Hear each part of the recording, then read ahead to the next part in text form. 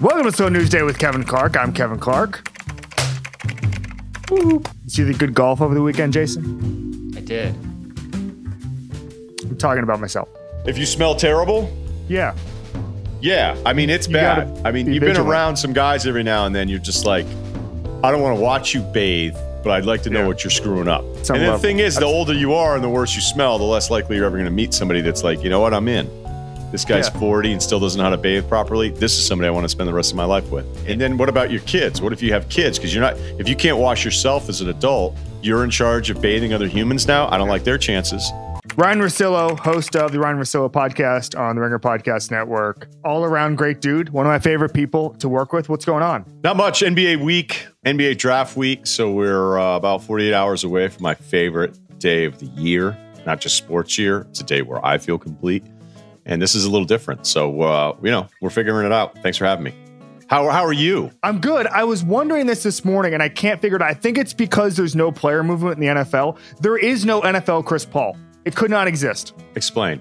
A guy who is up in his mid-30s and can give you a little bit, is dramatically overpaid. That guy is just cut when he's like 32. He doesn't, because there's no guaranteed contracts, we don't get the yearly like, oh my God, this team's going to take him. So I just feel like we're missing something when we don't have those sort of contracts where they just sort of pinball around later in their career. I kind of like the intrigue of it all. Right. But the counter to that would be in basketball, though, Chris Paul would never be cut because as soon as you have Chris Paul, you're better. And we can talk about the playoff history, which isn't great for Paul, but I mean, think how quickly the year can change. And it's the same thing with really any player in any sport. But a year ago, Houston gave up 2 firsts and the right to swap 2 other firsts, where if Houston starts rebuilding, they may be missing out on 4 first-round picks because they took on an extra year of Westbrook's money at like $47-48 million to move Chris Paul on a shorter contract. And now you wouldn't trade him. You would ask for something else if you were taking on Westbrook, where the other way around just a year ago, it was 4 picks. So even though I get your point about the way NFL deals work and you would just be cut, if you could come up with the equivalent, though, like Chris Paul's impact on a new basketball team, even though he's older and yes, has a big number next to it, in the football version of this, it would be a 6-10 team that all of a sudden is 10-6. Yeah. That's what he does. You know, Houston also traded 2 first-round picks last year in football for Laramie Tunsil. Bill O'Brien is like a case study. There should, like, Harvard Business School should do Bill O'Brien for a year. The Bill O'Brien, is that a 6-credit deal if it's the full year? Did you take any 6-credit courses? I went to University of Miami, Ryan. What was your major? Was it journalism? I was a history major. You were? Yeah. What's your favorite? I'm reading the Edmund Morris, Teddy Roosevelt, Volume 1 right now. I'm going to hit you with a take here, and I don't want you to get mad, but we can debate it. I did not like that book. What? Oh, my God. Now, look, we've agreed. I found it a little boring. Look, I'll admit, reading about 1890s civil service reform gets a bit tedious. I feel like Teddy Roosevelt is a little bit overrated. What? Yeah. Okay, compared to who, though? You got to give me some other names. What are you, like a Buchanan guy? So I don't think that there are many presidents deserving of their lofty status, right? Like Abe Lincoln, tier 1. Okay. He's Aaron Rodgers. Yeah. George Washington, tier 1. Okay. FDR, tier 1. Teddy Roosevelt goes out and starts a war because he wants to. You know who hated Teddy Roosevelt and that whole crew? Mark Twain. Now there's an American. I do want to hit you with an update here. I want to talk about football here for a second. Adam Schefter just reported that Drew Brees has multiple rib fractures on both sides of his chest and a collapsed lung. Ugh. Now, I think this is an entree into something further. Prayers up for Drew. But when I look at the NFC right now, this is a bit of a mess because I was starting to get a little bit excited about the Saints because they looked like they had the capability to be as complete a team as there is in the NFC. Ryen Russillo, when you look at the NFC, and now we have the Cardinals playing good football, now we have the Rams playing better football, even though they've been good all year, is there a team that sticks out where you say, okay, I see them playing the Chiefs or the Steelers or one of those elite AFC teams?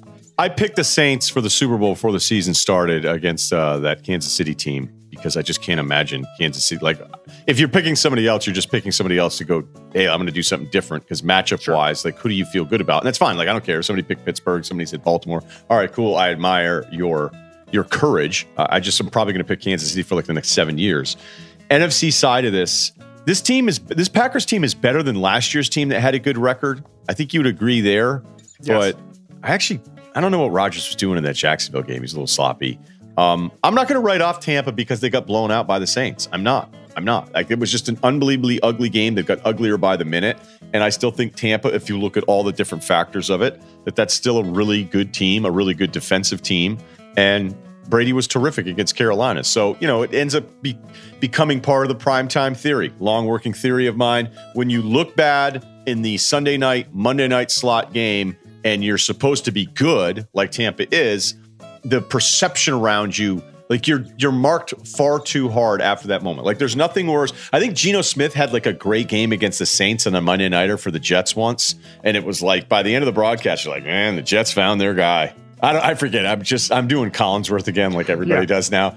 Like, like people say about Gino, this guy paints in his spare time. You want to tell me a painter can't see the field? I mean, you got trees over here, but don't, a lot of guys early on, they paint, they forget about the reflection of the moon. Hey, what's with this MVP award? I don't understand it. I don't understand why Patrick Mahomes isn't obviously going to win it. Because we get sick of people. We do the same thing in basketball. We'll go, oh, yeah, whatever. Why would Mahomes not win this? Russ has had a rough 3 of the last 4 games. Yes. Lamar's not ever winning it again, probably. I'm serious. Who's in the mix? Josh Allen? I think Allen. There was a Kyler hype cycle on Monday. I'm down. I'm a Cardinals fan now. That's why I have this hat. St. Louis Cardinals Not St. Louis. It's the only thing I had. I'm an Arizona Cardinals fan now. Did I tell you this? That's my new thing. You did not tell me this. No, okay. I decided yesterday. Why did you decide to become a Cardinals fan? I love our team. Can they make the Super Bowl?